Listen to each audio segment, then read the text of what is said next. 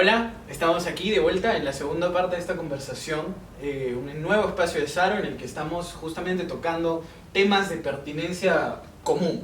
Sí, estamos experimentando, exacto, una conversación en la que ya tocamos en la primera parte ciertos temas de interés de todos y ahora vamos a continuar con la misma conversación. Si es que no han visto la primera parte, los invito a ver la primera parte, debe aparecer un link aquí en la pantalla o si no debajo en los comentarios para que estén enterados un poco de lo que hemos venido conversando. Para recapitular un poco, estábamos conversando sobre la posición que hemos tenido o que tenemos los jóvenes frente al panorama político de nuestro país y cómo es que la coyuntura nos ha llamado a tomar partido de una manera en la que antes no había sucedido. Y asumir un protagonismo de manera violenta, ¿no? Que no hemos visto asumir a nuestros padres tampoco, que es importante resaltarlo. Nuestros papás tuvieron un cierto protagonismo político en los 90, por ejemplo, en los 80, pero no cuando nosotros estábamos en este mundo, ¿no? O sea, no vimos a nuestros padres ejercer de repente política de una manera tan clara, tan activa, como lo hemos tenido que hacer de repente nosotros, informados o no, conscientes o no, en las últimas semanas. Entonces, estábamos hablando también sobre la identidad y sobre cómo esta identidad, posición, se expresa en las redes sociales y cuánto peso tiene esto en nuestras vidas, ¿no? en la vida física, digamos. Entonces, Juan Pablo, las redes sociales los últimos días han estado cargadas de información, cargadas de posturas, cargadas de comentarios y de opiniones de todo mundo, principalmente de la generación, pues, de mi generación, que es la que más usa redes sociales, pero también han aparecido ciertas personalidades como instagramers, youtubers, artistas también, que se han sumado a esto. Yo quisiera entender por un motivo de interés, de responsabilidad, pero lamentablemente en algunos casos también por un tema de provecho en cuanto al movimiento de medios. Sí. Entonces, lo que quiero preguntarte es, ¿esta expresión de la identidad, de la opinión en redes sociales puede ser considerada como una expresión política real? ¿O cuando se trae a la calle, a la marcha, a la protesta, a la expresión, como dijimos, de un discurso articulado, recién se convertiría en una expresión, digamos, política, en un comentario, en un ejercicio ciudadano? Creo que lo que se cuestiona es qué tan genuino es el gesto, ¿no? Eso por una parte. Y me parece que es una cuestión que tendría que revisarse caso por caso, ¿ya? Me parece que mal haríamos en determinar una pauta general al respecto. Y respecto de esto, o mejor dicho, así como conviene separar la paja del trigo, ¿ya? De una manera más acuciosa, también conviene hacer una diferenciación clara entre redes sociales en general, ¿ya? Y algunas otras plataformas que, aunque pueden ser comprendidas también como redes sociales, funcionan de una manera diferente. Por ejemplo, cuando alguien publica un video de YouTube, ¿ya? Tiene la posibilidad de desarrollar un discurso en dicho espacio. Y obviamente está ofreciendo su discurso, insisto, al gusto, apreciación, a la crítica de quien lo ve, ¿ya? Pero al no haber un intercambio directo en ese momento, de alguna forma, eso es más parecido a la antigua lectura de artículos o columnas de opinión. Entonces, espacios como YouTube, por ejemplo, son espacios en los que sencillamente se está ofreciendo al público, que libremente puede acceder a una u otra fuente, material para que se enfrente a él. A fin de cuentas se trata de textos. Entonces estamos hablando de que el público se enfrenta a textos, escoge textos, llega a textos, etc. Eso es sano. Me parece que es un escenario mucho más saludable y del que uno puede recoger con más claridad perspectivas distintas, ¿ya?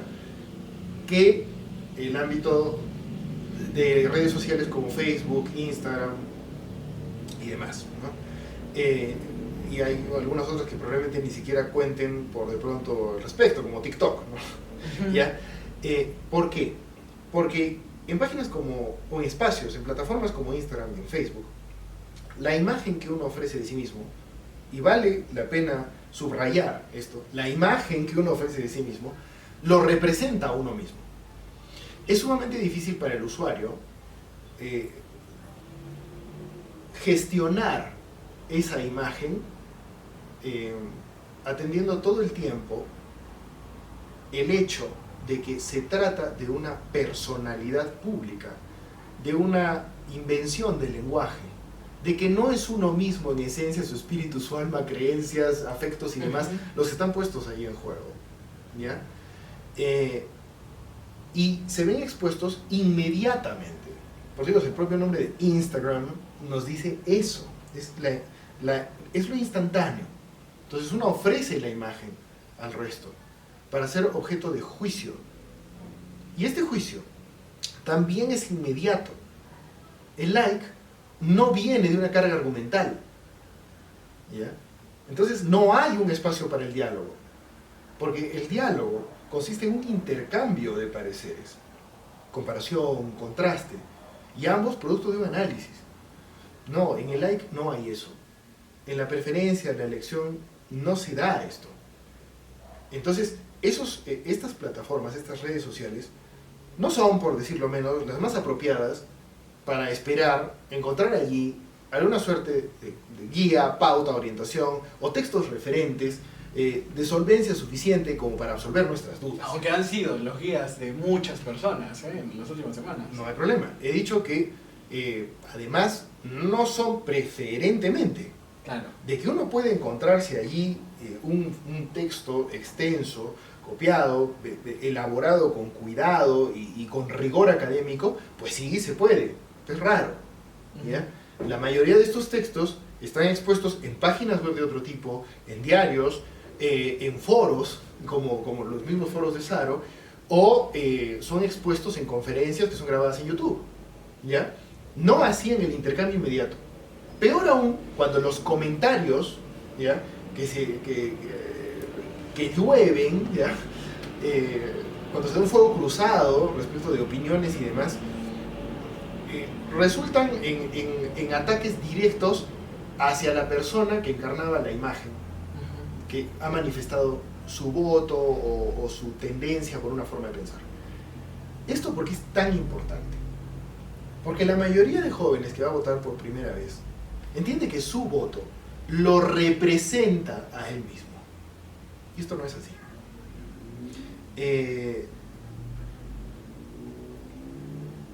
Tenemos que, sugiero, me parece prudente, que hay que entender que no tender a absolutos como la plena armonía es tan absurdo como hablar de paz mundial, ¿no? ¿Ya? Lo que no significa que no sea un propósito, lo que no significa que debamos desdeñarlo como un propósito noble, ¿ya? Es un buen ideal, pero es eso, es un ideal, ¿ya? Decía, conviene diferenciar lo posible, lo realizable de lo que no lo es. Y conviene entender en ese sentido que lo mejor que podemos hacer en un proceso electoral, como en cualquier decisión de nuestras vidas, es apostar, hacer todo lo posible, de hecho, por reducir nuestras probabilidades de falla, y ampliar nuestras probabilidades de acierto, mejorar nuestras posibilidades de éxito y reducir nuestras posibilidades de fracaso. Y una vez se toma una decisión, pues ser responsable de ella y sus efectos. De manera que, con eso no quiero decir que alguien puede optar simplemente por lo que le dé la gana, no, todo lo contrario. Si tú estás dispuesto a hacer las cosas lo mejor posible, bueno, entonces esto va a requerir tiempo y espacio, lo que no está en las redes sociales. Las redes sociales, precisamente, me refiero obviamente a Instagram, Facebook, etc., se trata de la respuesta inmediata. Y toda crítica requiere tiempo, porque porque implica el desarrollo, un análisis y el desarrollo de un sistema y la exposición de dicho sistema. Entonces, ¿quieres votar bien? Pues bien. haz caso por fin a eso que se viene diciendo mucho, pero que poco se hace, es estudia los planes de gobierno. No los leas solamente, estúdialos. Estudia los planes de gobierno. Revisa la forma en que el candidato, candidata, grupo político, qué sé yo, maneja su imagen. Pero no en el sentido de qué tan seductor es, ¿no? Sino de qué te dice, no respecto de cuánto te representa, sino de cuánto es capaz de proyectar. Y ahí, bueno, me parece que es complicado, pero tenemos que apuntar a eso, me parece. La idea de votar por alguien que sea igual que tú ya entraña un error, ¿no? El hecho de que el voto, normalmente lo entendamos nosotros como el voto por alguien que sea como yo, ya entraña un problema crítico, ¿no? Lo ideal sería votar por alguien que conoce mi realidad, pero que ha sabido convertirla, transformarla, desarrollarse a través de ella, con ella, incluso salir de ella sin renegar de sus orígenes. Pero no va a ser alguien igual que yo. A menudo se dice ahora por todo lado, no, ¿cómo es posible que para ser congresista se pida apenas haber terminado los estudios más fundamentales? Ok, claro, es que se busca la representatividad. Exacto, es eso. Entonces, no tiene sentido. No tiene sentido. ¿Ya? Por otro lado, si hablamos de meritocracia, un problema social evidente, al que muchos de nosotros en algún momento de nuestras vidas podemos haber apelado para explicar las decisiones que hemos tomado en elecciones, es, oye, pero es que una persona que tiene más recursos puede optar por mejores estudios. Sí, pero no siempre. Y por otro lado, hay formas de validar el trabajo y la experiencia real de alguien. Es decir, si yo conozco a alguien que ha estudiado en una escuela rural, pero se ha desarrollado como líder en su sector, y se ha preocupado, incluso como autodidacta, ¿ya? Por estudiar más, es altamente probable que finalmente el desarrollo de su trabajo, al ser comparado y contrastado con el de otros, haya destacado y esto le haya merecido encontrar otras oportunidades para validarlo de alguna otra manera. Pero tenemos que ser en ese sentido también autocríticos. ¿Cuánto hemos indagado respecto, ni siquiera investigado, cuánto hemos indagado solamente en cuanto a las carreras de los candidatos al Congreso y demás? Por ejemplo, en el caso de Merino, ¿cómo es posible que Merino no me representa? Por supuesto que no te representa. Lo que pasa es que tú votaste, estoy hablando de un tú supuesto, ¿no? Tuteando, digamos, a aquel sujeto que se plantee la cuestión, ofreciéndose como carne de cañón a este diálogo, ¿no? Bueno, lo que pasa es que tú votaste por un partido, ¿ya? Que creíste representaba, o coincidía por lo menos calzaba con tu forma de pensar, ¿ya? Ok. Al respecto hablaba con algunos chicos del foro también y del colegio y les decía, a ver, veamos el caso antipático para algunos, simpático para otros de Estados Unidos. ¿Cuántos partidos políticos tienes? Bueno, básicamente 3 partidos, ¿no? Tienes el Partido Demócrata, tienes el Partido Republicano y tienes al segmento liberal. ¿Listo? Muy bien. A ver, los partidarios del Partido Republicano, ¿ustedes creen? Se preguntan, o mejor dicho, dicen, nosotros somos transparentes y limpios, los del otro partido, los de nuestros opositores, ¿son corruptos? No lo dicen. Saben que en su propio partido hay un nivel de corrupción que combaten. Es así de simple. Y eso pasa en los 3 frentes. ¿Qué lleva a pensar que un partido político deba ser de alguna manera una suerte de encarnación de la virtud en un país? Y eso a mí me lleva a preguntarme, ok, ¿hasta qué punto se ha permeado en la forma de pensar de la mayoría de jóvenes esta suerte de idealismo, de este romanticismo, esta prolongación de la adolescencia? En un sentido no peyorativo, pero sí crítico. Alguien adolece el hecho de que no se siente definido, porque se da cuenta que se empieza a reconocer distinto a los demás y empieza a competir con el resto y quiere ocupar un lugar en relación con el resto y entonces esto lo conflictúa y, por Dios, eso es la adolescencia. en buena medida, ¿no? Ok. Y entonces, normalmente el adolescente, decía Proust, por ejemplo, solamente reconoce héroes gigantes, ¿no? Héroes y gigantes, o malvados y criaturas malignas. Claro, pues, porque todavía no has aprendido a matizar, a reconocer la falibilidad del humano, del hombre, de la mujer, del hombre, del ciudadano en general, que tiene que asumir una responsabilidad de pagar un precio por cada decisión que adopta. Eso, por ejemplo, queda muy, muy patente cuando se discute el asunto de la no reelección. Por ejemplo, ¿no? El hecho de asumir automáticamente que la persona que opta por ser reelegido ya está corrupto. Ya está corrupto, ¿ok? Luego pensemos respecto a algunas otras medidas, ¿no? Por ejemplo, el hecho de que se discuta la bicameralidad.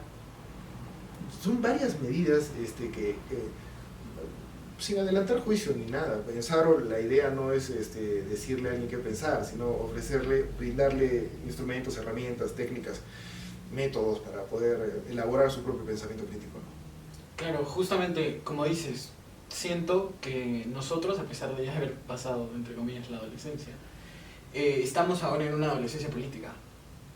Porque estamos entrando a o un más mundo, bien quizá protagonizan la adolescencia política del país. Que sí, exactamente. Claro. Es un panorama en el que nada está definido, en el que justamente porque nada está tan definido, hay muchas voces que pues vociferan cambios necesarios, que vociferan nuevos nombres para puestos públicos, ¿no? ¿Y qué nos toca hacer ahora? Es una pregunta que creo que vale la pena hacer. ¿Y qué cuidados tener? Porque justamente si tenemos un espacio en el que pasamos gran parte de nuestras vidas actualmente, que es el espacio digital, ¿qué hacemos para adoptar esta responsabilidad de ciudadanos y construir un país mejor para todos, ¿no? Que también suena ideal y que obviamente para algunos será mejor y para otros, ideal funciona. Y para otros no. Pero claro, como ideal funciona. ¿Qué deberíamos hacer? Bien, a ver, creo que no vamos a jugar obviamente a dar una receta, ¿no? Y probablemente pequemos señalando cosas que muchos otros hayan dicho y sigan diciendo y nos repitamos unos a otros en la buena fe, ¿no? Sin embargo, creo que no abundan en los medios quienes, discursos como el que hasta el momento estamos elaborando en este diálogo respecto de asumir una responsabilidad en cuanto a la información de que debes hacerte, la que debes procurar para ti, pero evitando confundir tu voto con la representación de tu propia persona. Evitar reduccionismos absurdos, ¿no? Creer, por ejemplo, que por ser de la generación del Bicentenario tienes que salvar al Perú. A ver, aguanta un momento. Claro. Aguanta, ¿no? Aguanta.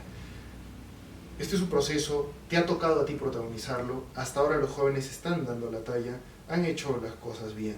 Porque sí, efectivamente, esto es lo que merece ser aplaudido. Bien. Ahora asume la responsabilidad de esto. Y asumir la responsabilidad de esto es que, ok, exacto, ya brillaste en la calle, ahora quiero escucharte. Segundo. ¿Qué es lo que siento que falta? Efectivamente. Por otro lado, es una sugerencia, acude de preferencia a espacios de diálogo, discute, no pelees, es decir, intercambia pareceres, intercambia argumentos, busca oposición, evita estancarte con los que son iguales a ti, ¿ya? Busca la mayor diversidad posible de perspectivas. Personalmente, probablemente lo que digo va a resultar antipático, pero evita todo discurso identitario, evalúa o reconsidera por lo menos el hecho de entender el voto como la entrega de confianza a un igual a ti, ¿ya? reconsidéralo. Recuerda que la meritocracia tiene sus fallas, pero sigue siendo como la democracia una forma que por lo menos nos brinda horizontes de mayor probabilidad de éxito. Procura entender que una elección democrática implica la responsabilidad de apoyo y sostenibilidad del gobierno que finalmente asume el mando. Así que no se trata de votar y sentirte luego defraudado a los 2 meses y decir lo saco del gobierno. ¿Ya? Sí, es verdad que probablemente no necesites conocer toda la Constitución, pero no esperes tener una discusión inteligente con alguien que sí la ha leído si tú no lo has hecho. ¿Ya? Salvo que estés dispuesto a aprender de aquel que generosamente comparta contigo lo que sabe. Recuerda o procura, o mejor dicho, ¿no? Participa y promueve el desarrollo de espacios de diálogo no necesariamente tendenciosos. Y cuando digo tendenciosos no lo digo en un mal plan, digo que, claro, o sea, hay escuelas de formación política, pero estas pertenecen a partidos particulares. Claro, porque se asume que la formación del pensamiento crítico se desarrolla en los colegios. Bueno, abre los ojos, eso no es verdad. No es verdad, ¿ya? Otra cosa, evalúa claramente cuánto sabes realmente de qué es crítica y deja de satanizar el ejercicio del pensamiento crítico, suponiendo, si es que cometes dicho error, que criticar es simplemente ofrecer un juicio de valor con una opinión detrás. No. Criticar consiste en plantear un sistema de pensamiento, aplicándolo a una situación para ver qué resulta de dicho ensayo. Por eso es que, por Dios, hay que elaborar ensayos, ¿ya? Y ofrecer todo eso a nueva crítica. De manera que lo que estamos hablando nosotros mismos acá, esperamos genere, no voy a decir pues que provoque bronca, ¿no? Pero que sí promueva de alguna forma el intercambio. El intercambio. El contraste. Contraste, sobre todo el contraste. Porque para verte reflejado en el otro, no. Recordemos algo fundamental, ¿no? O sea, la complacencia es un instrumento fundamental del marketing, sin atacar al marketing para nada, es simplemente un instrumento del marketing, ¿no?